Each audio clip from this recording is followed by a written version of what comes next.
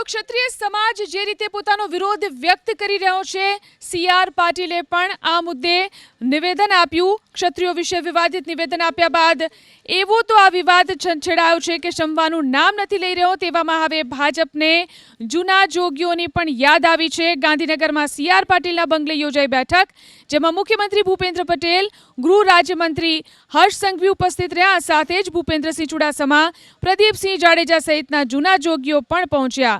બેઠક બાદ પાટીલે સ્વીકાર્યું કે ક્ષત્રિયોમાં રૂપાલા સામે જે રોષ છે તે સ્વાભાવિક છે.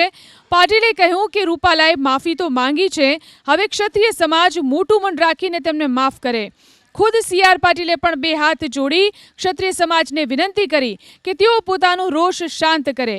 CR પાટીલને જ્યારે પૂછાયો સવાલ કે શું રાજકોટ બેઠક પરથી ઉમેદવાર બદલવાની કોઈ વિચારણા છે, જવાબમાં પાટીલે કહ્યું કે ના, એવી કોઈ વિચારણા નથી. કે સમાજમાં જે રોષ છે એ સ્વાભાવિક છે કે એમના માટે ટિપ્પણી થઈ હોય તો સમાજનો રોષ સ્વાભાવિક છે. પણ હવે અમે જ્યારે માફી માંગી છે તો ક્ષત્રિય સમાજ એક મોટું મન રાખીને એમને માફ કરે. પાર્ટીના સૌ આગેવાનો પણ એમનો સંપર્ક કરવાના છે. લગભગ ક્ષત્રિય સમાજની 92 લોકોની એક આખી ટીમ છે, સંકલન સમિતિ છે. એમને આવતીકાલે 3 વાગે એ મળવાના છે. એમનો રોષ હશે તે પણ સાંભળશે અને એમને સમજાવશે અને ધીમે ધીમે વાતાવરણ સરળ બને એના માટેના પ્રયત્ન કરશે.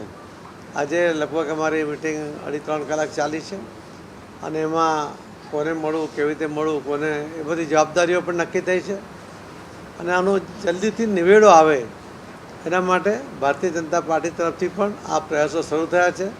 ક્ષત્રિય સમાજને મારી પણ હાથ જોડીને વિનંતી છે કે ભૂલ થઈ, ભૂલ માટે માફી પણ મંગાઈ છે.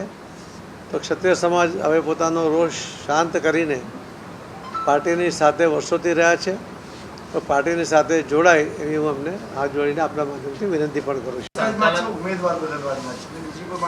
એટલે હવે એમને સમજાવીએ છીએ ને કે હવે શાંત થાવ. આ બાબતે કોઈ વિચારણા કરી છે? આ બાબતે કોઈ વિચારણા કરી છે?